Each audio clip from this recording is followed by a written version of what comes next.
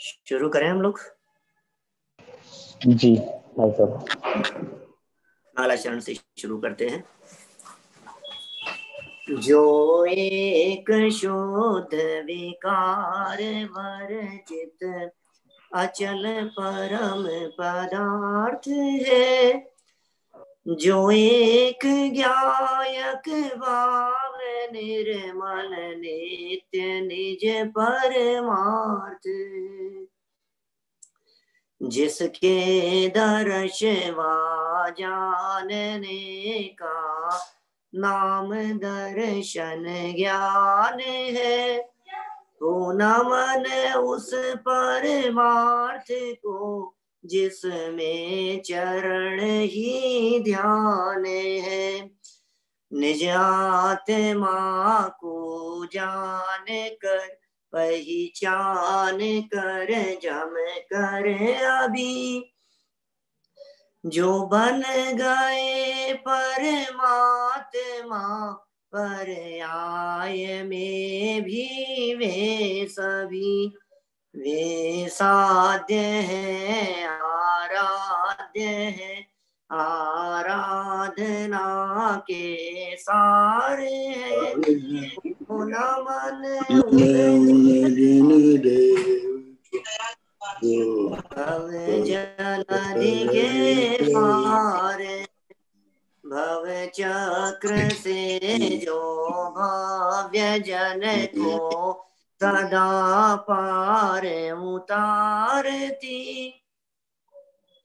जगजालमय एकांत को जो रही सदा नकारती, निज तत्व को पाकर भाविक जिसकी उतारे आरती, नय चक्रमय उपलब्ध नित यह नित्य बोधक भारती, नय चक्र के संचार में जो चतुर है प्रतिबोध है, भव चक्र के संहार में जो प्रति समय सनद, निज आत्मा की साधना में यूट्यूब पे देख लिया करो, यूट्यूब पे है।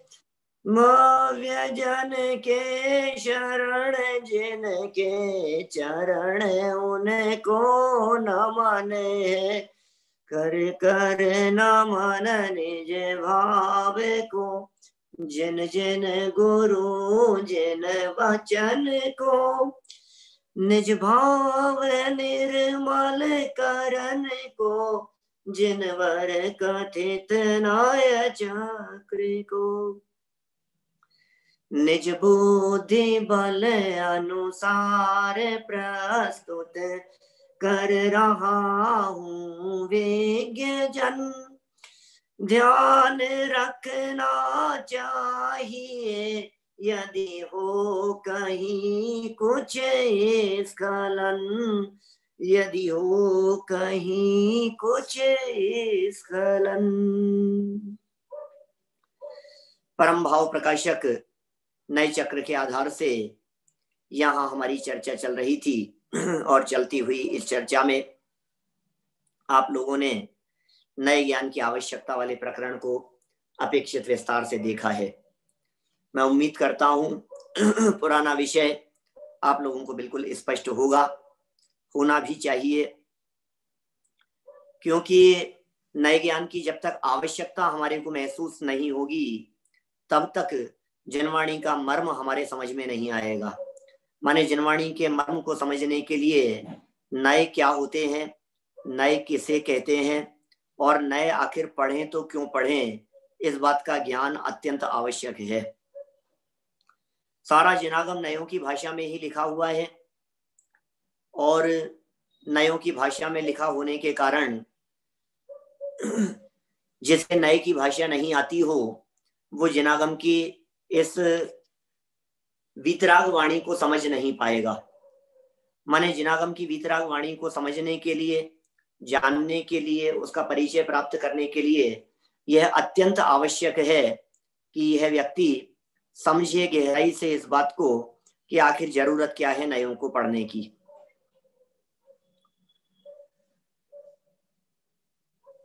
दो एक महत्वपूर्ण बिंदु यहाँ बतलाए गए थे जिन्हें हमें स्मरण में रखना अत्यंत आवश्यक है। उन महत्वपूर्ण बिंदुओं में पहला बिंदु तो यह था कि भैया सारा जिनागम जो है इसमें सूत्र और अर्थ नए ज्ञान के बिना कुछ भी नहीं है। ये तो पहला बिंदु था। माने यदि आपको नयों को जानना है, जानना चाहते हो, यदि नहीं जानना चाहते हो तो जानो, क्योंकि शास्त्र नयों के रूप में लिखे गए हैं। एक एक वाक्य, जिनागम का कोई वाक्य ऐसा नहीं है जो नए ज्ञान के बिना नहीं हो। फिर प्रश्न खड़ा होता है हमारे दिलो दिमाग में, यदि ऐसा है तो ठीक है जान लेते हैं, लेकिन कुछ ऐसे लोग भी हो सकते हैं वे कहते हैं कि भैया हमें तो जिनागम का रहस्य नहीं जानना है, हमें तो जनवाणी को नहीं जानना है, हमें तो जनवाणी को नहीं पढ़ना है, हमें तो सिर्फ और सिर्फ सम्यक दर्शन की प्राप्ति करनी है। तो भाई साहब आप ये बतलाइए कि क्या सम्यक दर्शन की प्राप्ति में भी नयों का कोई योगदान है? यदि सम्यक दर्शन की प्राप्ति में नयों का योगदान है तब तो बात ठीक है, तब तो हम पढ़ने को तैयार हैं, अदरवाइज हम नहीं पढ़ेंगे। तो एक बहुत सुंदर गाथा प्रस्तुत कर दी, जेण दिट्ठी विहीणा ताण वत्तु सहा उपलब्धि वत्तु सहा विहीणा सम्मत दिट्ठी कम होती। भैया सम्यक दर्शन की प्राप्ति में भी नयों का योगदान ही नहीं, महत्वपूर्ण योगदान है। इसलिए हम ये कहना चाहते हैं कि आप नयों को अवश्य पढ़ें। जिनके पास में नई दृष्टि नहीं है उन्हें वस्तु स्वभाव का ज्ञान नहीं होगा, और जिन्हें वस्तु स्वभाव का ज्ञान नहीं है वे सम्यक दृष्टि कैसे हो सकते हैं। बहुत सुंदर सुंदर चर्चाएं यहाँ की गई थी। नयों के संदर्भ में दिखाई देने वाले मूर्खों की बातें भी यहाँ हुई। कई तरह के मूर्ख, नादान, अज्ञानी लोग नयों के संदर्भ में दिखाई देते हैं। वे कैसे मूर्ख लोग हैं? जो लोग नयों के इस चक्र को नया चक्कर कह करके पुकारते हैं। जब इन्होंने इन सबके लिए नया चक्कर शब्द का प्रयोग कर दिया तो फिर अब क्यों पढ़ेंगे? पढ़ना ही नहीं है। बोले पहले ही चक्कर कम थे क्या समाज में? झगड़े कम थे क्या जो नए और चला दिए हैं? जब इतनी सब कुछ बात हुई तो फिर ये कहता है कि नहीं, बात आपकी सब सच्ची नजर आ रही है, हमारे को बातें भी समझ में भी आ रही है, जो बात आप समझाना चाह रहे हो वो सब बातें हमारे गले भी उतर रही है, लेकिन एक बात है, उपयोगिता समझ ली हमने तो प्रयोग करो, आप तो दिमाग मत लगाओ उसमें। तो कह दिया भैया बिना समझे यदि इनका उपयोग और प्रयोग करने का प्रयत्न करेगा तो भी लाभ के बदले हानि उठाएगा। अत्यंत निश्चित धारम दुरासरम जनवरस्य नए चक्रम, ऐसा कहकर के उस बात का भी निषेध कर दिया। और ये कह दिया कि जिस तरह से किसी तीक्ष्ण धार वाली तलवार से बालकवत खेलना खतरे से खाली नहीं होता, उसी तरह की परिस्थिति यहाँ भी बनेगी। तो क्या करें भैया? बोले गुरु वो भवंती शरणम प्रबुद्ध नए चक्र संचारम, योग्य गुरु की शरण में चले जाओ। फिर प्रश्न खड़ा किया योग्य गुरु कौन है? तो पुरुषार्थ सिद्धि उपाय के हवाले से कहा गया मुख्योपचार विवरण निरस्त दोस्तर विनय दुर्बोधा व्यवहार निश्चय ज्ञा प्रवर्तयन्ति जगति तीर्थम। तो बोले ठीक है, 3 शर्तें लगा दी, गुरु को पहचान लिया हमने। लेकिन एक पंडित जी बात ऐसी ख्याल में आती है कि आत्मा तो नए पक्ष से अतीत है, फिर हमें क्यों नए चक्र पढ़ाया जा रहा है? तो उस बात का जवाब देवसेनाचार्य के आधार पर दिया गया और ये बतलाया गया यद्यप्य आत्मा स्वभावेन नए पक्षातीत तथापि सतेन विना तथा विदोन है भवितुम अर्हत्य अनादि कर्म वशात सत्कल्पनात्मक वादतो नए लक्षण उच्यते। ये बात तुम्हारी बिल्कुल सही है कि आत्मा स्वभाव से नए पक्ष से अतीत है, लेकिन फिर भी नए ज्ञान के बिना पर्याय में वो नए पक्षातीत नहीं हो सकता, विकल्पातीत नहीं हो सकता, इसलिए नयों को जानना जरूरी है। इतना सब कुछ कहने के बावजूद भी जटिल जानकर के ये जीव पढ़ना नहीं चाहता था, तो उसे कहा गया जय उत्तरिदुम अन्नाण महो वयम सुलीलाए ताण आदम कुणे मयम नए चक्के दुणय तिमिर मत्थंडे। भैया सुनो, खेल खेल में लीला मात्र में यदि अज्ञान रूपी महासमुद्र से पार होने की इच्छा हो, आपकी इच्छा हो तो इट्स अप टू यू। कोई जबरदस्ती नहीं है, कोई हम आपके ऊपर कोई बाउंडेशन नहीं डाल रहे हैं। आपकी यदि इच्छा हो तो आप जरूर इसे पढ़ें और अज्ञान रूपी महासमुद्र पार हो जाएगा। यह सूर्य के समान है दुर्नय रूपी अंधकार के लिए, यह नए चक्र। इसलिए इसको जानने में अपनी मति को अवश्य लगाना चाहिए। फिर भी ये जीव यदि तैयार नहीं होता है तो एक बड़ा गजब का प्रयोग बतलाते हैं यहाँ। वे कहते हैं लवणम वेणम भणियम नय चक्रम शैल सत्य शुद्धिरम सम्मा वीसु मिच्छा जीवाणम सुनय मग्गरहियाणम। लवणम वेणम भणियम, भैया सुनो, ये नमक के समान कहा गया है। ये जिस नए चक्र की हम यहाँ चर्चा कर रहे हैं, ये नयों का समूह, ये कैसा है? ये नए चक्र लवणम में नमक के समान कहा गया है और समस्त व्यंजनों को शुद्ध कर देने वाला है, परिष्कृत कर देने वाला है।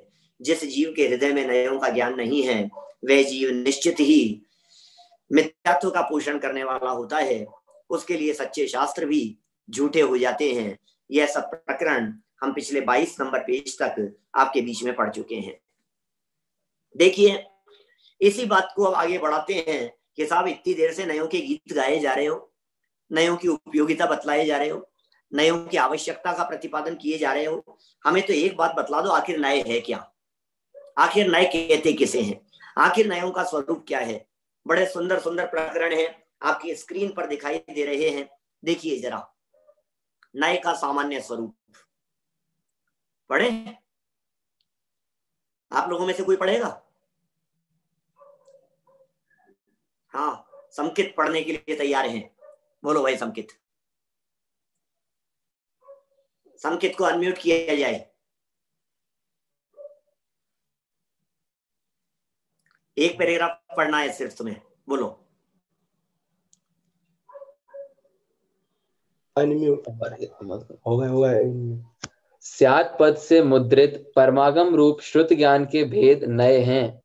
यद्यपि श्रुत ज्ञान एक प्रमाण है तथापि उसके भेद नए हैं। इसी कारण श्रुत ज्ञान के विकल्प को नए कहा गया है। ज्ञाता के अभिप्राय को भी नए कहा जाता है। प्रमाण सर्वग्राही होता है और नए अंशग्राही, तथा नए प्रमाण द्वारा प्रकाशित पदार्थ के एक अंश को अपना विषय बनाता है। सुनो कितनी बातें आ गई है यहाँ इस पैराग्राफ में, ध्यान देना। जन सामान्य के लिए, नए लोगों के लिए जरूर थोड़ी सी कठिन पड़ सकती है, लेकिन इतना सरल कर दूंगा कि आपके सब समझ में आएगी। स्यात् पद से मुद्रित, मुद्रित माने जानते हैं आप मुद्रित क्या होता है? मुद्रित माने ये मार्का, ISI मार्का होता है ना, मुद्रित है ना। तो ये क्या है? स्यात् पद, स्यात् माने होता है कथनचित, स्यात् माने होता है किसी विवक्षा से, जैसे ISI मार्का होता है। ऐसे ही जिनवाणी ये सच्ची है या नहीं, ये परमागम सच्चे हैं या नहीं, इस परमागम की सत्यता का बेस क्या है? तो कहते हैं परमागम की सत्यता का बेस है स्यात्। स्यात् मतलब किसी अपेक्षा से, स्यात् माने कथनचित, स्यात् में विवक्षा क्लियर कर दी है, उसे कहते हैं स्यात्। इससे मुद्रित है। श्रुत ज्ञान के भेद हैं। श्रुत ज्ञान तो प्रमाण है, श्रुत ज्ञान प्रमाण है, उसके भेद नए हैं और उसके विकल्पों को भी नए कहा जाता है, ज्ञान के विकल्पों को। फिर कहा ज्ञाता का अभिप्राय, समझाने वाला जिस इंटेंशन से, जिस एंगल से बात को कहना चाहता है वही उसका अभिप्राय है, वो भी नए है। प्रमाण और नए में अंतर को भी यहाँ स्पष्ट कर दिया। प्रमाण होल नॉलेज, जिस टॉपिक की चर्चा चल रही है उस टॉपिक को जिस ज्ञान ने पूरी तरह से जाना वो ज्ञान कहलाता है प्रमाण। सर्वग्राही, कौन से ज्ञान को प्रमाण ज्ञान कहें? कौन सा ज्ञान प्रमाण ज्ञान है? बोले वो ज्ञान प्रमाण ज्ञान है जो ज्ञान पूरी तरह से सब बातों को जानता है, पूरी वस्तु को जानता है, उस ज्ञान को तो कहते हैं प्रमाण। और उस वस्तु के अंश को जाने उसे कहते हैं नए। प्रमाण सर्वग्राही होता है और नए अंशग्राही होते हैं, माने नयों के माध्यम से अंशों को ग्रहण किया जाता है और प्रमाण के माध्यम से पूरी वस्तु को ग्रहण किया जाता है। नए हो या प्रमाण हो, दोनों ही ज्ञान है। नए भी ज्ञान है और प्रमाण भी ज्ञान है। जो प्रमाण ज्ञान है वो पूरा ज्ञान है, नए ज्ञान है वो अंश मात्र का ज्ञान है, एक पार्ट का ज्ञान है वो है। नए जितने भी होते हैं वो प्रमाण से प्रकाशित वस्तु के एक अंश को विषय बनाते हैं। बड़ी सुंदर चर्चा है। देखिए आलाप पद्धति की पंक्ति हम यहाँ पढ़ते हैं, परिभाषा है आलाप पद्धति में दी हुई नए की परिभाषा। प्रमाणेन वस्तु संग्रहितार्थ एकांशो नय है, श्रुत विकल्पो वा ज्ञातुर अभिप्रायो वा नय है, नाना स्वभावेभ्यो व्यावृत्ते एकस्मिन् स्वभावे वस्तु नयति प्राप्यति वा नय है। बड़ी विचित्र बातें आ गई है यहाँ, सुंदर सुंदर बातें सामने प्रस्तुत हो गई है। ये क्या कह रहे हैं? ये कह रहे हैं प्रमाणेन, प्रमाण के द्वारा, संग्रहित, इकट्ठी की हुई, संग्रहित अर्थ माने वस्तु, एक अंशो नय है। माने प्रमाण ने जाना कि ये समुद्र है और नय क्या करेगा, उसके एक अंश को जानेगा। जैसे लहर, लहर देख ली, हाथी को देखा हमने, ये प्रमाण है। और हाथी की सूंड को देखकर हाथी को पहचान लिया, ये नय है। पूरा हाथी, जैसे ही मैंने हाथी कहा आपसे तो आपके ज्ञान में हाथी बन गया होगा, हाथी की पिक्चर बन गई आपके ज्ञान में। जब हमारे ज्ञान में हाथी की पिक्चर बन गई, जो भी पिक्चर बनी है वो सच्ची है या झूठी है? ये सच्ची पिक्चर है, बराबर। अब आप कहीं तालाब किनारे घूमने गए और वहां आपने एक हाथी को देखा, नहीं दिखा हाथी, हाथी को देखा, चलो तो वो तो समझ में आ गया। अब तालाब के अंदर से एक इतनी सी सूंड निकली हुई है बाहर, पानी के बाहर, और अंदर का कुछ नहीं दिखाई दे रहा है। तो क्या दिखा आपको? अंश दिखा। और अंश को देख करके आपने क्या कह दिया? There is elephant. कैसे बोले आप? क्यों क्यों क्यों कहा आपने कि वहां हाथी है? कैसे कहा? बोले अंश को देखा, छोटे से पार्ट को, और पूरी वस्तु का अंशी, अंशी कहते हैं वस्तु, उस वस्तु का ज्ञान हो गया। तो जब अंश को देख करके अंशी का ज्ञान कर लिया जाता है तो वो नए कहलाता है। नए अंशग्राही है। आधी लाइन समझ में आई क्या परिभाषा की? प्रमाणेन वस्तु संग्रहितार्थ एक अंशो नय है। आधी बात हो गई। फिर कह रहे हैं श्रुत विकल्पो वा, श्रुत ज्ञान के विकल्प को भी कह देते। ज्ञातुर अभिप्रायो वा, ज्ञाता के अभिप्राय को भी नहीं कह देते। और इतना ही नहीं, नाना स्वभावेभ्यो व्यावृत्य, नाना स्वभावेभ्यो, अनेक स्वभावों से, व्यावृत्य पृथक करके, एकस्मिन् स्वभावे, एक स्वभाव में ही, वस्तु को नयति प्राप्यति वा नय है। एक वस्तु में बहुत सारे स्वभाव थे, एक वस्तु में बहुत सारे गुण धर्म थे। उन बहुत सारे गुण धर्मों में से किसी एक गुण को, किसी एक धर्म को हाईलाइट करके हमने कह दिया ये वस्तु तो ऐसी होती है। समझ में आ रही है क्या आपको कुछ बात? जो बात कही जा रही है ये बात आपके ख्याल में आती है क्या? क्या कह रहे हैं यहां पर? बोलो।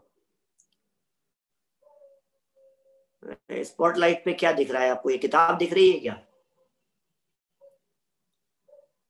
संभव भाई? किताब दिख रही है क्या? जी भाई साहब, हटाऊं? देखो मैं कुछ बातें कहना चाहता हूं आप लोगों को। हमारे बहुत सारे नए साथी भी जो सुन रहे हैं उनकी जानकारी के लिए मैं ये बात कहना चाहता हूं। क्या समझ में आया इस बात से आपको? अभी पूरा प्रकरण का हार्ट है ये। अभी पूरा प्रकरण इससे समझ में आएगा आपको।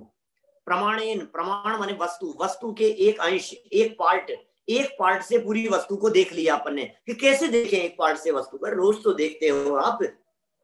मैं जब भी नए चक्र पढ़ाता हूं, सब लोग जानते हैं मुझे। यदि सुने हुए लोग यदि सामने होंगे जिन्होंने मुझे अनेक बार सुना है तो वे तुरंत पहचान जाएंगे कि पंडित जी क्या कहना चाहते हैं। नींबू कैसा होता है? नींबू कैसा होता है? अनेकांत खट्टा होता है नींबू? खट्टा होता है ना? हाँ बिल्कुल खट्टा होता है, नींबू खट्टा होता है। नींबू खट्टा होता है ऐसा कहना, नींबू खट्टा होता है ऐसा बोलना, ये क्या कहलाता है? ये एक अंश है। भाई साहब भानेन्द्र जी, मैं आपसे पूछूं, आपने नींबू खट्टा कहा, मैं आपसे पूछूं, मैंने कब पूछा था कि नींबू का टेस्ट कैसा है? मैंने तो नहीं कहा कि नींबू का टेस्ट कैसा है, मैंने तो नींबू पूछा था।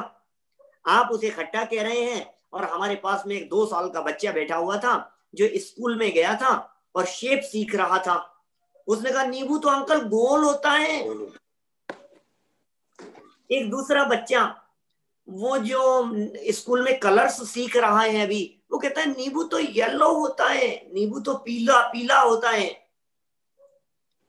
कलर की दृष्टि से पीला है, स्वाद की दृष्टि से खट्टा है ना, और शेप की दृष्टि से गोल है।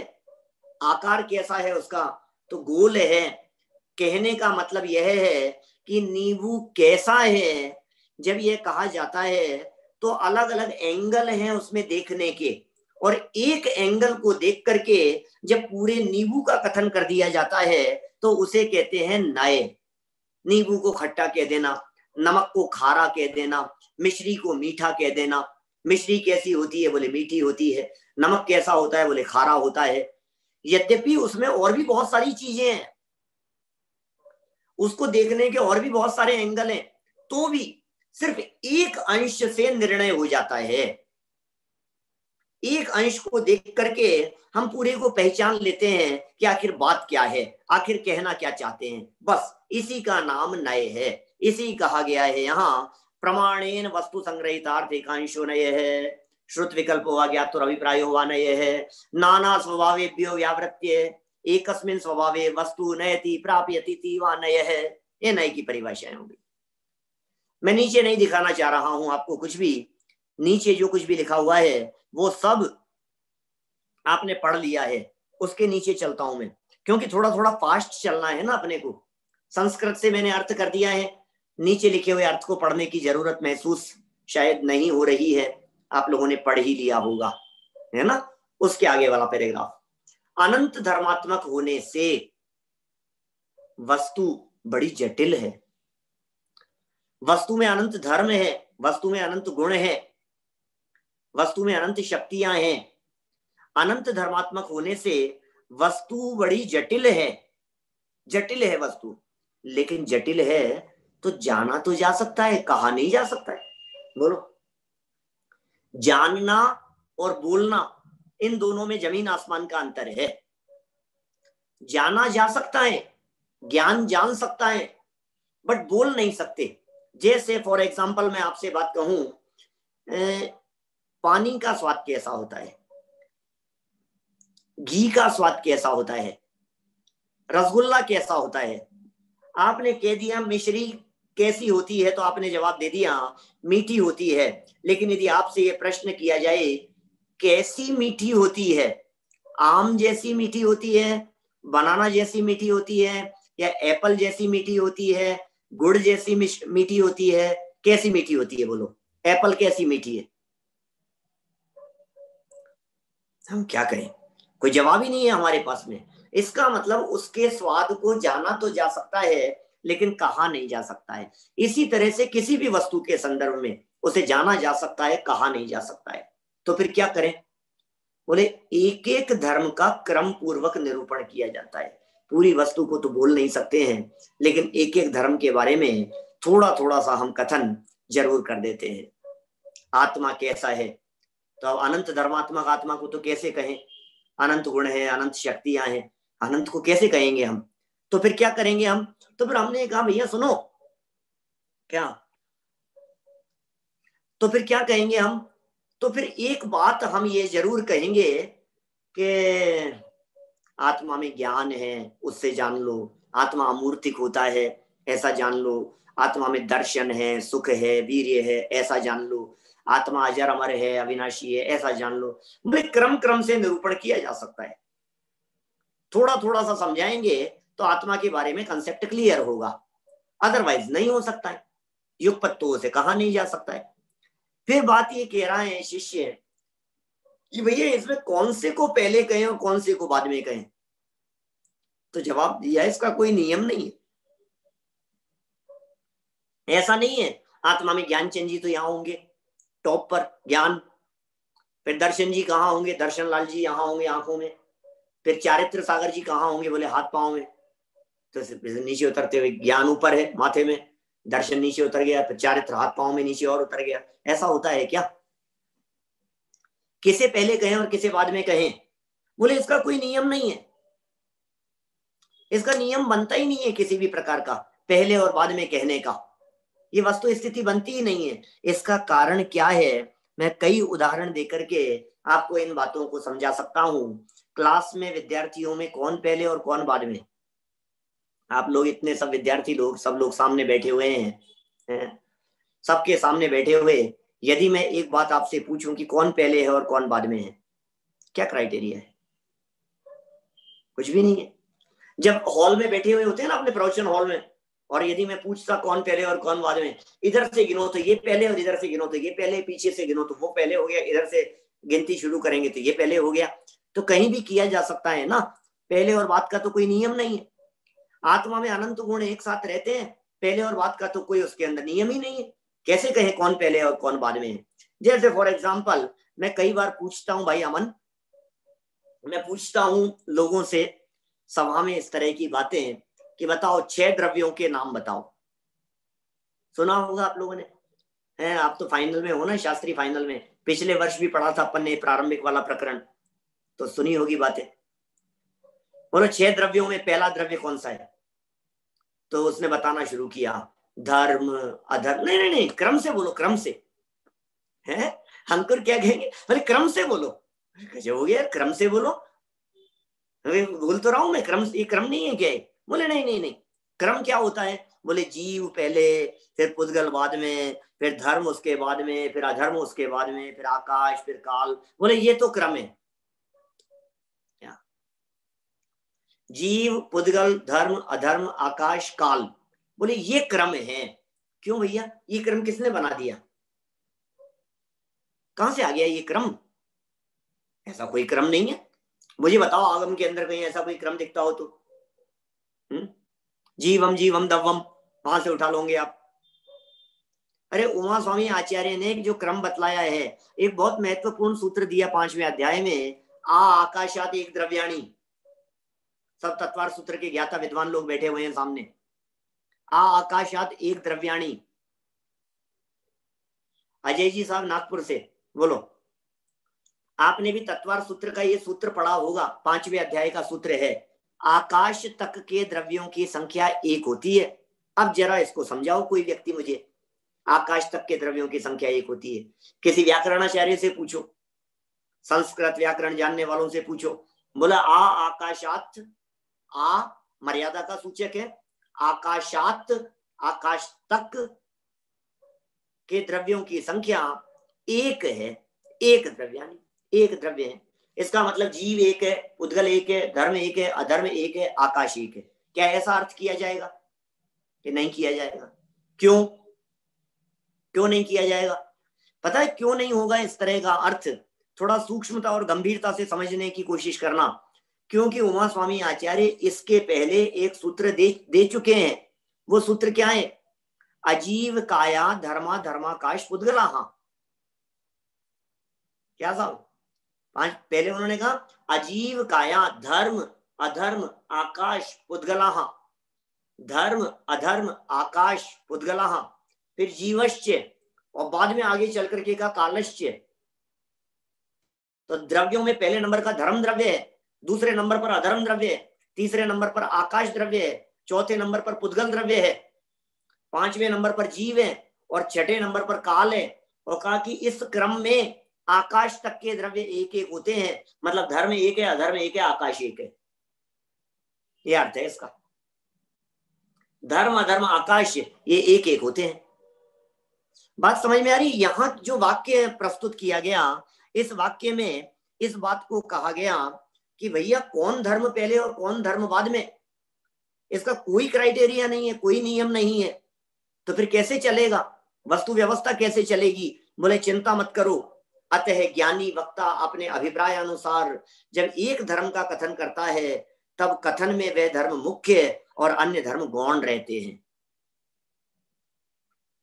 चिंता मत करो आप। इसका कोई सिस्टम नहीं होता है क्या? हमेशा उसको जब पेज आप स्क्रीन पर शेयर करते हैं तो कोई शुरू से पूरी किताब खुलती है, फिर उसे पेज बदलने पड़ते हैं, बिल्कुल बंद हो जाती है। क्या ऐसा नहीं होता कि उसको डाउन कर दिया जाए और दोबारा वहीं ओपन हो जाए? मैं तो पूछ रहा हूँ, मैं तो खुद कम समझता हूँ। भाई साहब शायद लैपटॉप से फीचर है वो। अच्छा, लैपटॉप में है वो फीचर डाउन करने? अच्छा अच्छा, तुम मोबाइल से खोल रखे हो? जी।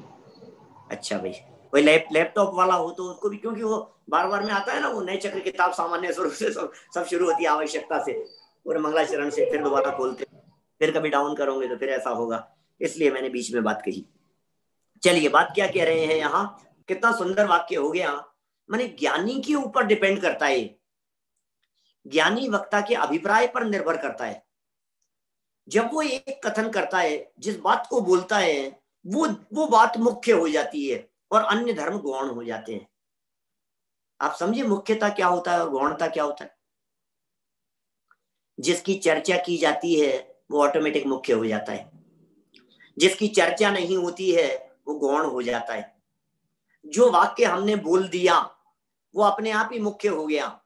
हमारी इस चलती हुई चर्चा में हमने एकदम वाक्य यहां से बोला, भाई आप्त, जैसे हमने आप्त कहा तो आप्त मुख्य हो गया, और जैसे हमने कहा निमित्त अजमेरा तो निमित्त अजमेरा मुख्य हो गया, बाकी सब गौण हो गए। तो जिसका नाम ले लिया गया, जिसकी बात कह दी गई वो मुख्य है। मुख्य माने हाईलाइटेड, मुख्य माने चर्चा जिसकी हो रही है। मुख्य को हम ऐसा भी कह सकते हैं, जिसके शादी होती है गीत उसी के गाए जाते हैं, ऐसा होता है ना, उसी को घोड़ी पे बिठाया जाता है। बड़े बड़े लोग नीचे चल रहे हैं, घर के बड़े बुजुर्ग नीचे चल रहे हैं, और तुम्हें शर्म नहीं आती? जवान लड़का होकर के ऊपर बैठ करके चल रहा है, तेरे दादाजी नीचे चल रहे हैं पैदल पैदल, तो मजे से चल रहा है। और दादाजी से कहा जाए कि नहीं नहीं, अब उसके समझ में आ गई, वो नीचे उतरा, दादाजी आप बैठो, अरे नहीं भाई तू ही बैठ, कि नहीं नहीं दादाजी मैं नहीं बैठूंगा, आप बैठो वहां, तो कैसा लगेगी स्थिति? बेटा आज तेरी शादी है, आज प्रसंग तेरा ही है, तेरे ही गीत गाए जाएंगे, तुझे ही उसके ऊपर बिठाया जाएगा, ऐसा ही होता है। मुख्यता माने हाईलाइटेड, और गौण मतलब चर्चा नहीं करना। जिसकी चर्चा नहीं करना है, जनागम में जब कभी ऐसा कहा जाता है, जब कभी ये कहा जाता है कि इस विषय को गौण कर दो, यदि उस विषय को आपने चर्चा का विषय बना दिया, बातों का विषय बना दिया, तो सबसे बड़ी प्रॉब्लम ये आती है कि वो गौण हो जाता है, वो गौण से मुख्य हो जाता है यदि उसे चर्चा का विषय बना दिया जाए तो। मैंने एक उदाहरण पहले भी दिया है, शायद मैं यदि भूल नहीं कर रहा हूं तो सामने बैठी हुई कक्षाएं, सेकंड ईयर फाइनल वाली कक्षाएं, वही कक्षाएं हैं जिन्होंने संस्कृत कॉलेज में भी मेरा नयों वाला लेक्चर सुना था ना आप लोगों ने? अपने दिगंबर जैन संस्कृत कॉलेज में, आचार्य संस्कृत कॉलेज में, वहां एक स्पेशल लेक्चर के दौरान आपने वो सुना है नयों वाला मेरा लेक्चर। पीपीटी के माध्यम से हमने पूरी चर्चा की थी वहां प्रोजेक्टर पर। ऐसा उदाहरण देते हैं कि कोई गांव का रहने वाला दोस्त बंबई अपने दोस्त के यहाँ गया। जब दोस्त के यहाँ जाकर के रह रहा था तो 3, 4, 5, 7 दिन के लिए गया था। 1-2 दिन बाद में जिसके यहाँ गया था बंबई में, उसको कहीं शादी पार्टी में जाना था। उसने कहा चल यार तू भी चल साथ में, अपन साथ में चलते हैं, ऐसा उसने कहा। बोले अपन साथ में चलते हैं। बोले नहीं मैं नहीं चल पाऊंगा, मैं तो अभी कोई पार्टी की दृष्टि से तो मैं कुछ आया नहीं हूं, मैं तो अपने काम से आया था, कोई ड्रेस व्रेस है नहीं इस तरह की। बोले चिंता मत कर, मेरे पास में है ना, पहन करके चल। पहन करके गया वो, सूट पहन करके। सुना है आप में से आधे से ज्यादा लोगों ने, निमित्त ने सुना है। अब वो पार्टी में गए, वहां उसका खूब परिचय दिया, गांव से आए हैं, बहुत बड़े जमींदार हैं, जमींदार के बेटे हैं, इनके इतनी बड़ी लंबी चौड़ी प्रॉपर्टी है, अच्छे बिजनेसमैन हैं। लेकिन एक बात बतलाऊं, इन्होंने जो सूट पहन रखा है ना, ये सूट मेरा है। बोलो। उसका तो दिमाग खराब हो गया कि मेरी प्रशंसा कर रहा था कि इसको ये कहने की क्या जरूरत थी। बहुत नाराज हुआ। पार्टी से वापस लौट करके आने के बाद में इतना गुस्सा हुआ कि ये क्या तरीका है तुम्हारा। यदि मेरी इतनी प्रशंसा ही करनी थी तो फिर ये सूट अपना कहने की क्या जरूरत थी। हाँ यार गलती हो गई, नहीं कहना चाहिए था मुझे, ठीक है नहीं कहूंगा।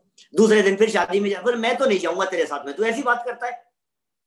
बोले नहीं चिंता मत कर, अब ऐसा नहीं कहूंगा कि ये सूट मेरा है। ठीक है, चले गया बेचारा। अब वहां गया तो वहां जाने के बाद में फिर लंबा चौड़ा परिचय कराया, संकित पूरा परिचय कराया। और परिचय कराने के बाद में फिर क्या कहा, बोले एक बात कहना चाहता हूं, इन्होंने जो सूट पहन रखा है ये मेरा नहीं है, इनका ही है। ये मेरा नहीं है, ये सूट इन्हीं का है। क्या होगा? बोले तुझे सूट के बारे में कहने की क्या जरूरत थी, ये मेरा है या इनका है। कहीं ना कहीं इसके अंदर कुछ लोचा है, ये बात उसके दिमाग में क्लिक करेगी कि नहीं। उसको समझ में आ गई ये बात कि ये सूट इसका नहीं है जो इसने पहन रखा है। बहुत नाराज हुआ। फिर वही भाई, जिस चीज को गौण करने के लिए कहा है तो उसकी चर्चा कर रहा है। फिर तीसरे दिन ऐसा ही हुआ, जैसे तैसे मना करके ले आया उसे शादी पार्टी में। और लंबा चौड़ा परिचय देने के बाद में अंत में कहा, क्या कहा, क्या कहा भाई संभव? ऐसा बोला कि सुनो, ये जो सूट इसने पहना हुआ है ये मेरा है या इसका है, मैं इसके बारे में कुछ नहीं कहूंगा। क्या? कुछ नहीं कहूंगा इसके बारे में। बोलो कुछ नहीं कहा ना उसने, कुछ नहीं कहा या सब कुछ कह दिया? कह दिया सब कुछ। तो बोले गौण करने का मतलब कुछ मौन होता है। गौण माने यदि तुमने उसके बारे में कुछ भी बोल दिया तो फिर वो बात गौण नहीं रही, फिर वो बात मुख्य हो गई। आपने सूट की चर्चा उठा दी तो फिर वो बात गौण नहीं रही, वो बात मुख्य हो गई। तो ये कहना चाह रहे हैं ज्ञानी वक्ता अपने अभिप्राय के अनुसार जब किसी भी पॉइंट को हाईलाइट करते हैं, समझाते हैं, बताते हैं, तो वो धर्म, वो बात, वो विषय, वो पॉइंट वो मुख्य हो जाता है और बाकी सब गौण हो जाते हैं। हो जाते हैं, गौण किया नहीं जाता, हो जाता है। ऐसा है, गौण करना नहीं पड़ता है। गौण की जो प्रक्रिया है ये ऑटोमेटिक प्रक्रिया है, ये करना नहीं पड़ेगा, ये सहज प्रक्रिया है, ये स्वाधीन प्रक्रिया है गौण की प्रक्रिया। देखिए इसी अपेक्षा से चूंकि ज्ञानी वक्ता था, उसने अपने अभिप्राय के अनुसार कहा, तो यहाँ कह रहे हैं ज्ञाता के अभिप्राय को नय कहते हैं। नय किसे कहेंगे? ज्ञाता का अभिप्राय नय कहलाता है। तिलोय प्रणति की एक पंक्ति यहाँ प्रस्तुत की गई, गाथा की एक लाइन प्रस्तुत की गई। णाणम होदि पमाणम नवो विनार्दुस्य हृदय भावत्थु।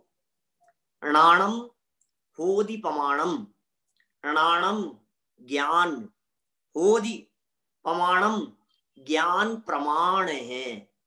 ज्ञान को प्रमाण कहते हैं। सम्यक ज्ञानम प्रमाणम, सच्चे ज्ञान का नाम प्रमाण है। तत्प्रमाणे मति श्रुतावधि मने पर्याय केवलानी ज्ञानम, तत्प्रमाणे, ये सब प्रमाण है। ज्ञान का नाम तो प्रमाण है। और णौ, णौ, णय, ये क्या है? अणादुस, अणादुस ज्ञानी के, अणादुस ज्ञानी के। हृदय, हृदय, हृदय भावत्व, हृदय का भाव है। नय क्या चीज है? ज्ञान तो प्रमाण है और नय, नय ज्ञानी के, ज्ञाता के हृदय का भाव है। उसके हृदय के भाव को नय कहते हैं। सम्यक ज्ञान को प्रमाण और ज्ञाता के अभिप्राय को नय कहा जाता है। कहीं कहीं वक्ता के अभिप्राय को भी नय कहा गया है। मुख्य धर्म को विवक्षित धर्म और गौण धर्म को अविवक्षित धर्म कहते हैं। देखो याद कर लेना इस लाइन को। मुख्य धर्म को विवक्षित धर्म और गौण धर्म को अविवक्षित धर्म कहते हैं। क्या विवक्षित है, क्या अविवक्षित है, उसे समझना पड़ेगा। जिसकी चर्चा चल रही है भाई वही है विवक्षा। गुरुदेव जैसे बार बार में कहा करते थे ना, यहाँ ये अपेक्षा नहीं है, यहाँ इसकी चर्चा नहीं है। बात सच्ची है लेकिन यहाँ ये बात नहीं है। तो जो प्रकरण के अनुसार बात हो वो विवक्षित है। जिसका मौका हो, जिसका प्रसंग हो वो विवक्षित है, और जिसका मौका नहीं है, जिसका प्रसंग नहीं है, उसे अविवक्षित है। पर ध्यान रहे, नयों के कथन में अविवक्षित धर्मों की गौणता ही अपेक्षित है, निषेध नहीं। नयों के कथन में क्या होगा? गौणता अपेक्षित है। जो अविवक्षित हैं, जिनकी चर्चा नहीं चल रही है, उन्हें गौण कर दो। निषेध अपेक्षित होने पर वह नय नहीं रह पाएगा, नयावास हो जाएगा। क्या मान? निषेध नहीं उसका, वो गौण है। मैं आपसे कह रहा हूं, जो व्यक्ति सूट पहन करके गया है वहां, अब वहां सूट की चर्चा गौण की जानी है, चर्चा नहीं की जानी है। यदि सूट का अभाव कर दिया जाएगा तो आदमी नंगा हो जाएगा। मैंने उसका अभाव नहीं करना है सूट का, लेकिन आप सूट का ही अभाव कर दो। सूट को नहीं हटाना है, सूट की चर्चा को हटाना है, व्यक्ति को नहीं हटाना है, व्यक्ति को अपने दृष्टि से ओझल करना है। ये गौणता है। और यदि आपने उस व्यक्ति को ही हटा दिया, आपने उस अंश को ही निकाल दिया, तो फिर वो नया भास हो जाएगा। प्रमेय कमल मार्तंड में नए की परिभाषा में अनिराकृत प्रतिपक्ष विशेषण डालकर बहुत सुंदर विषय को स्पष्ट कर दिया है। गौण शब्द को बहुत सफलतापूर्वक स्पष्ट कर दिया गया है। आशय यह है कि जिन धर्मों को प्रतिपक्षी मानकर गौण किया गया है, उनका निराकरण नहीं किया गया है। निराकरण माने निषेध नहीं किया गया है, अपितु उनके संबंध में मौन, साइलेंट रहो, साइलेंट रहा गया है। उनका विधि भी नहीं, निषेध भी नहीं, कुछ भी नहीं किया गया है। उनके बारे में चुप्पी ही गौणता का रूप है। बस चुप रहना, बस इसी को गौणता कहते हैं। आपके समझ में आ रही है क्या मुख्यतः गौणता क्या होती है? नयों के कथन में जिस नय का प्रयोग किया जाता है, जिस एंगल से देखा जाता है, वो बात मुख्य हो जाती है, बाकी सब गौण हो जाते हैं। सब जानते हैं गौण करना और मुख्य करना। टीवी की स्क्रीन पर जब अनेक प्रकार के एडवर्टाइजमेंट आते हैं, तो उन एडवर्टाइजमेंट्स को देखते समय हम देखते हैं एक स्क्रीन पर खड़ा होकर के बोलता है निरमा निरमा निरमा, वॉशिंग पाउडर निरमा। बहुत सालों पुराना याद है मुझे, अभी कौन से आते हैं पता नहीं मुझे। वो निरमा ही निरमा कहता है। वो सर्फ एक्सल के लिए नहीं बोलता है, वो व्हील के लिए नहीं बोलता है। क्यों? कि थोड़ा तो कह दो कि निरमा अच्छा है, व्हील अच्छा नहीं है, निरमा अच्छा है, सर्फ अच्छा नहीं है। वो अच्छी तरह से जानते हैं सर्फ अच्छा नहीं है। इस वाक्य में जगत के दिमाग में वो सर्फ वो मुख्य होकर के दिखाई देगा। आप समझ रहे हैं? यदि उसके बारे में ये भी कह दिया गया ये नहीं है, ये अच्छा नहीं है, तो अच्छा नहीं है कहकर के भी तो उसका प्रचार हो रहा है। जगत में ये कथन बहुत अच्छे से देखा जाता है, आप लोगों ने सबने सुना होगा, विरोध प्रचार की कुंजी है। विरोध में प्रचार होता है। आप साइलेंट रहो। जिस बात का प्रचार वो विरोधी व्यक्ति करना चाह रहा था, तुमने उसका विरोध करते हुए उसी बात का तो प्रचार किया। और क्या किया? भले निषेध करने के लिए किया हो, निषेध करने के लिए किया हो। मैं अभी ये बात कहूं कि आप तो तुम्हारे को मुझे ऐसी बात नहीं कहनी चाहिए थी, भरी सभा में मैं ये बात कहूं तो फिर आसपास वाले क्या कहेंगे? भाई साहब क्या कह दिया इसने, भाई साहब क्या कह दिया। अरे तुम्हें पता है इसने क्या कह दिया? इसने कह दिया तुम समझते क्या हो अपने आप को। तो हमने क्या किया बोलो? हमने उस बात को हाईलाइट कर दिया। हमने ही उस बात को जो गौण थी, जो लोगों को पता नहीं थी, उसे बता दिया। भैया चुप रहने का नाम गौणता है। नए जिस एंगल से देखता है, जिस बात को देखता है, बस उसका ही कथन करता है, बाकी सब बातें वहां गौण हो जाती है। बहुत सुंदर परिभाषा है। मैं उम्मीद करता हूं हमारे समस्त विद्यार्थियों से आपको इस परिभाषा को याद करना है। मैं कराता भी हूं याद, श्रोताओं से भी कहना चाहता हूं इस परिभाषा को याद कर लेना। मार्तंड कार्य की परिभाषा है, प्रमेय कमल मार्तंड। इसमें लिखा हुआ है, आचार्य प्रभाचंद्र द्वारा लिखी गई ये पंक्तियां हैं। अनिराकृत प्रतिपक्षो वस्तु अंशग्राही ज्ञातुर अभिप्रायो नयः।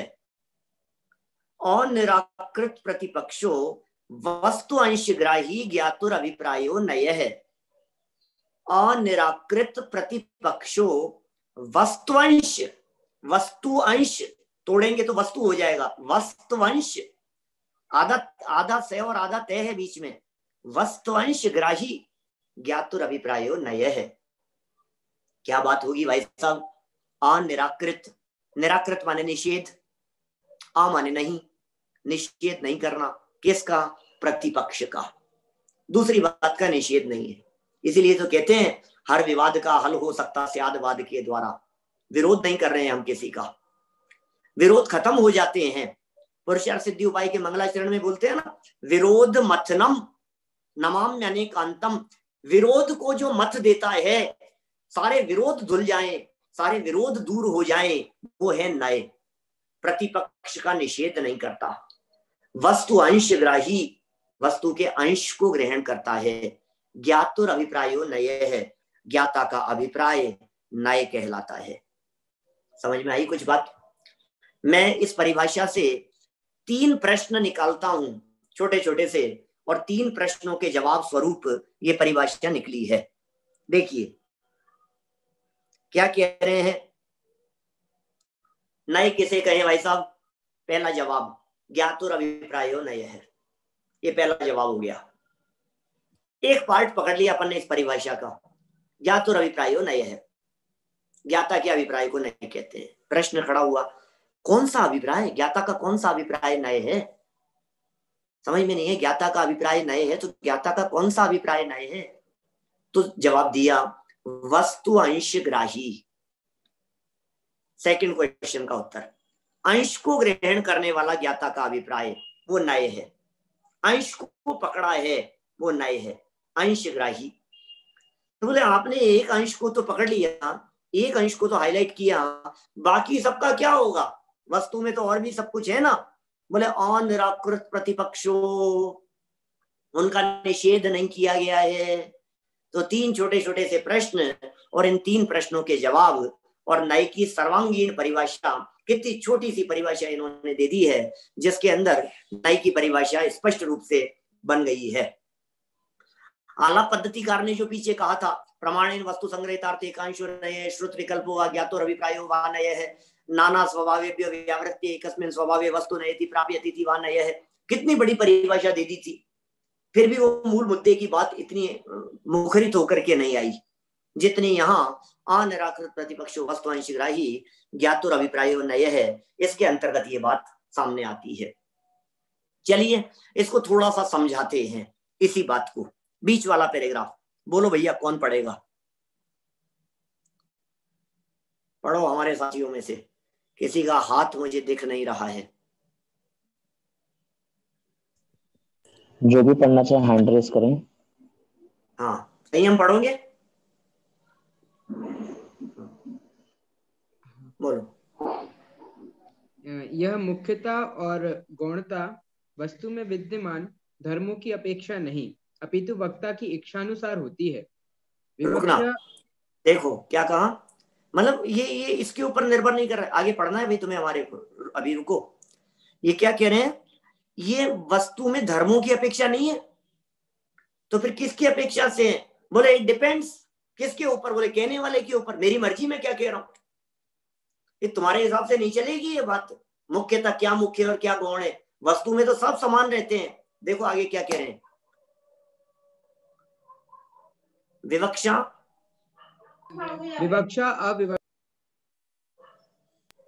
विवक्षा अविवक्षा वाणी के भेद हैं, वस्तु के नहीं।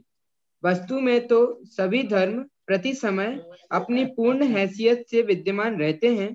उनमें मुख्य गुण का कोई प्रश्न ही नहीं है, क्योंकि वस्तु में तो अनंत गुणों को ही नहीं, परस्पर विरोधी प्रतीत होने वाले अनंत धर्म युगलों को भी अपने में धारण करने की शक्ति है। वे तो वस्तु में अनादिकाल से हैं और अनंत काल तक रहेंगे भी। उनको एक साथ कहने की सामर्थ्य वाणी में ना होने के कारण वाणी में विवक्षा, अविवक्षा और मुख्य गौण का भेद पाया जाता है। इस कारण ही वक्ता के अभिप्राय को नहीं कहा गया। समझ में आई क्या? कितने सुंदर सुंदर बातें कह दी है। विवक्षा और अविवक्षा तो वाणी के भेद हैं, वस्तु में विवक्षा अविवक्षा होती नहीं है। वस्तु में कहाँ विवक्षा का सवाल है, वस्तु में कहाँ अविवक्षा का सवाल है? वस्तु तो वस्तु है। अरे दुनिया तो दुनिया है, दुनिया को देखने वाला जो नजरिया है वो नए है। व्यक्ति तो व्यक्ति है, उसके बारे में कथन करना ये आपकी इच्छा के ऊपर निर्भर करता है कि आप कैसा कथन कर रहे हैं। कक्षा तो कक्षा है, मोबाइल तो मोबाइल है, आप उसे कैसा देख रहे हो? नहीं यार ये बहुत खराब है, ये मोबाइल बहुत खराब है, खराब चीज है ये। टीवी तो टीवी है। किसी भी वस्तु के बारे में लगा लीजिए और उसमें रहने वाले धर्म सब अपनी हैसियत से रहते हैं, पूरी हैसियत से रहते हैं। कोई मुख्य और कोई गौण होता ही नहीं है। आत्मा में ज्ञान मुख्य है कि दर्शन मुख्य है कि चारित्र मुख्य है, अमूर्तिकपना मुख्य है? किसे मुख्य करें? मतलब किसको हाईलाइट करें? जब जिसकी चर्चा चल रही हो। आपको पता है तत्वार सूत्र आदि ग्रंथों में कभी श्रद्धा की मुख्यता की बात कह दी, कभी ज्ञान की मुख्यता से चर्चा कर ली जाती है, कभी शास्त्रों में कह दिया जाता है कि चारित्र के बिना तो काम चलेगा ही नहीं, कभी सुख हाईलाइट हो जाता है, कभी अमूर्तिकपना हाईलाइट हो जाता है। तो वस्तु में तो अनंत गुण है, मुख्यता गौणता उनमें होती नहीं है। एक समान है असंख्यात प्रदेशों में। जहां ज्ञान है वहीं दर्शन है, वहीं चारित्र है, वहीं सुख है। वस्तु में परस्पर विरोधी प्रतीत होने वाले अनंत गुण भी और अनंत धर्म भी ये समान रूप से रहते हैं और ऐसी शक्ति वस्तु में मौजूद है। अनादिकाल से रहते हैं, अनंत काल तक रहेंगे भी। तो भले ही अनंत हैं, एक साथ रहते हैं, लेकिन वाणी में सामर्थ्य कहाँ है उसे कहने की? वाणी में तो वो पावर नहीं है कि उसे कहा जा सके। तो विवक्षा और अविवक्षा ये मुख्य गौण का भेद वाणी में पाया जाता है, वस्तु में नहीं पाया जाता है। ये बात यहाँ कही गई, इसीलिए वक्ता के अभिप्राय को नए कहा जाता है। देखिए 5-6 लाइनें और पढ़ेंगे नीचे, फिर क्लास को पूरी करेंगे आज की। नए ज्ञानात्मक भी होते हैं और वचनात्मक भी। जहाँ ज्ञानात्मक नए अपेक्षित हो वहाँ ज्ञाता के अभिप्राय को, और जहाँ वचनात्मक नए अपेक्षित हो वहाँ वक्ता के अभिप्राय को नए कहा जाता है। तथा समझ में आई बात? क्या क्या कह दिया है यहाँ? ज्ञानात्मक और वचनात्मक नए दो प्रकार के होते हैं। माने हमारे नयों के, नए चक्र के विद्यार्थियों से यदि ये पूछा जाए नए कितने होते हैं, तो जब 2 कहा जाता है, नयों के 2 भेद कौन से हैं, तो निश्चय व्यवहार मत बतलाना, द्रव्यार्थिक पर्यायार्थिक मत बतलाना। दुनिया के सारे नयों को ज्ञानात्मक भी कह सकते हैं और वचनात्मक भी कह सकते हैं। भाई जब वस्तु के एक अंश को जानने की बात होगी तब ज्ञानात्मक हो जाएंगे, जब वस्तु के एक अंश को बोलने की बात होगी तो फिर वचनात्मक हो जाएंगे। जहां ज्ञानात्मक होते हैं वहां ज्ञाता का अभिप्राय, जहां वचनात्मक होते हैं वहां वक्ता का अभिप्राय। माने बोलने वाला और जानने वाला 2 व्यक्ति हो गए। एक ही व्यक्ति जब जान रहा है तो उसके जानने का अभिप्राय, जब वो बोल रहा है तो उसके कहने का अभिप्राय, ये नय कहलाता है। इसलिए चाहे ज्ञाता के अभिप्राय को नय कहें, देखो नीचे लिखा भी है, तथा नए सम्यक श्रुति ज्ञान के भेद होने से उनका वक्ता भी ज्ञानी होना आवश्यक है। अतः ज्ञानी वक्ता के अभिप्राय को नय कहा जाता है। इसलिए चाहे ज्ञाता के अभिप्राय को नय कहो, चाहे वक्ता के अभिप्राय को नय कहो, एक ही बात है। बात समझ में आ गई होगी, मैं समझता हूं। अब यहाँ से थोड़ा सा टॉपिक बदल रहा है। इन्हीं नयों को समझाने के लिए नए कहाँ लागू होते हैं, नए किस में लागू होते हैं, नए प्रमाण के भेदों में है, प्रमाण है या अप्रमाण है, या नए 5 प्रकार के ज्ञानों में से कौन से ज्ञान में लागू होते हैं। ये कुछ छोटे छोटे से प्रश्न हैं, जिन प्रश्नों का समाधान यहाँ आगामी पृष्ठों पर किया गया है। कल इस बात को और आगे बढ़ाएंगे। आज की चर्चा से आप लोगों को इतना तो समझ में आया होगा कि नए आखिर चीज क्या है। नए वस्तु नहीं है, नए व्यक्ति नहीं है, नए कोई घटना नहीं है, नए कोई परिस्थिति नहीं है, नए यहाँ है, यहाँ हमारे ज्ञान में लागू होते हैं। नए ज्ञान की पर्याय है, नए दृष्टिकोण है, नए अपेक्षा है, नए विवक्षा है, नए किसी भी वस्तु को देखने का एंगल है, उसका नाम नए है। इस तरह से हमें इस बात को गहराई से जानना चाहिए और समझना चाहिए। कल बात को आगे बढ़ाएंगे। सबको अनम्यूट कर दिया जाए, यथा योग्य जिसको जो पूछना हो वे अवश्य प्रश्न करें। ये क्लास YouTube पर अपलोड है, ऑलरेडी YouTube पर लाइव भी चल रहा है इस समय। संजीव गोधा चैनल है, यूट्यूब चैनल, और बहुत सारे साधर्मी, हमारे 400 से ज्यादा साधर्मी अभी लाभ ले रहे थे यूट्यूब पर, और आगामी 24 घंटों के अंदर अंदर लगभग 1,500-2 हजार लोग तो लाभ कम से कम ले ही लेंगे इसका। 2,000-2,500 लोगों तक पहुंच जाएगी ये चर्चा। हाँ बोलिए अजय जी। पंडित जी, हम सुबह जो चर्चा कर रहे हैं अभिप्राय, क्रिया और परिणाम, तो उसमें नए हमने समझ लिया, तो अभिप्राय में से मिथ्या तो जाके फिर क्रिया और परिणाम फिर सुधर जाएंगे। हाँ देखिए, एक्चुअल में यहाँ नए समझ लिया ना, मतलब वहां जो अभिप्राय शब्द का प्रयोग किया है और यहाँ ज्ञाता के अभिप्राय की बात कर रहे हैं, दोनों में फर्क है। दोनों जगह अभिप्राय शब्द का अलग अलग अर्थ है।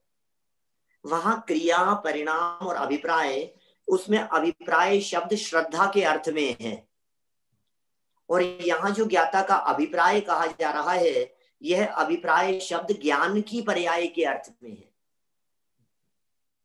एक अंश को देखने वाला सिर्फ एंगल वो नए है।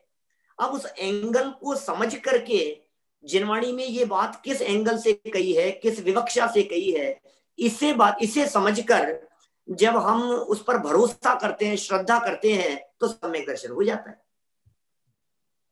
ना।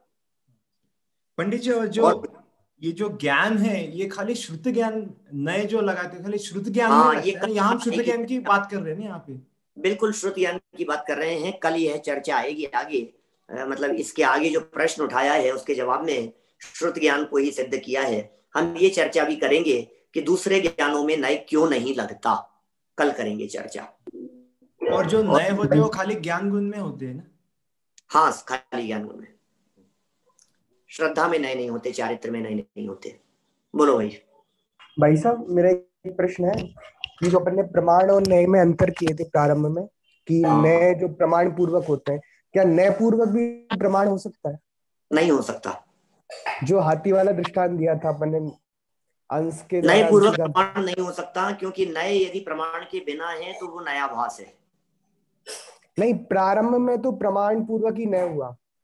हाँ, फिर बाद में नए पूर्वक प्रमाण। हाँ, नए पूर्वक प्रमाण का मतलब नए का अर्थ ही यही है कि अंश को नहीं जाना गया, अंशी को जाना गया। ये नए का मतलब है।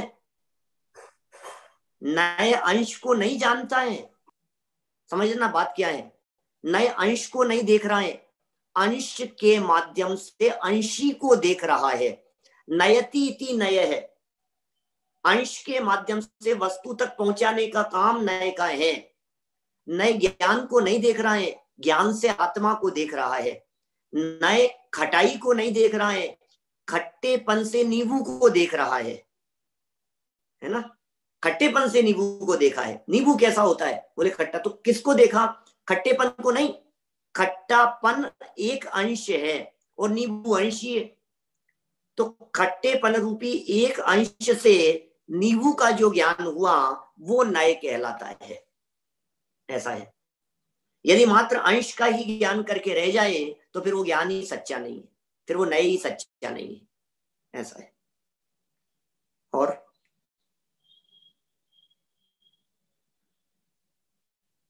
कोई हमारे साथी?